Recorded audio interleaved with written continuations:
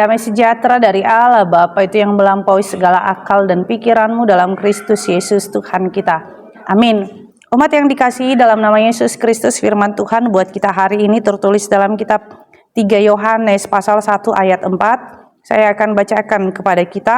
Bagiku tidak ada sukacita yang lebih besar daripada mendengar bahwa anak-anakku hidup dalam kebenaran. Demikianlah firman Tuhan.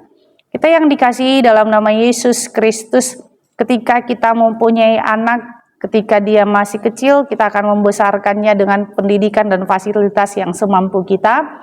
Kemudian ketika dia sudah besar, kita berdoa anak tersebut merantau, dan pasti orang tua menasehati di perantauan bagaimana anak-anak itu untuk datang ke gereja, mencari Tuhan, bersandar kepada Tuhan. Tentu itu ialah yang menjadi sukacita Yohanes dalam nats kita hari ini ketika dia bertemu dengan seorang penatua yang bernama Gaius. Gaius adalah seorang pemimpin jemaat lokal. Gaius membawa sebuah berita tentang umat-umat yang semakin percaya kepada Tuhan.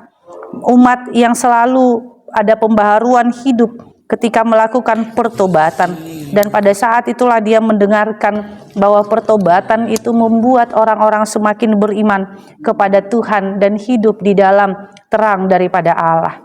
Dan disinilah kita yang dikasihi dalam nama Yesus Kristus, bagaimana sukacita Yohanes mendengar bahwa anak-anak Tuhan hidup dalam kebenaran. Tentu di zaman era sekarang ini bagaimana kebebasan itu.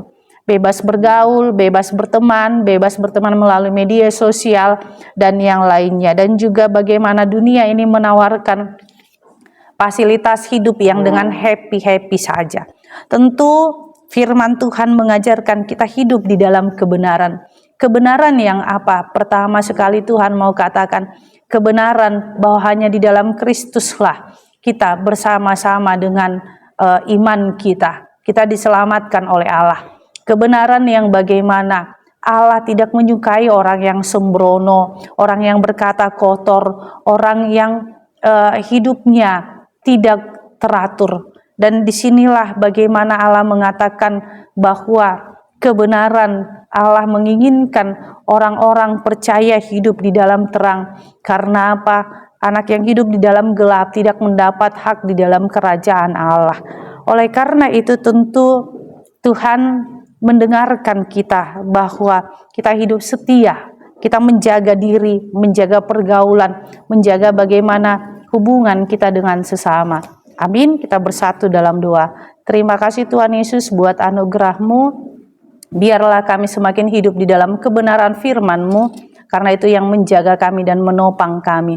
Inilah doa kami dalam nama Yesus Kristus, kami berdoa padamu.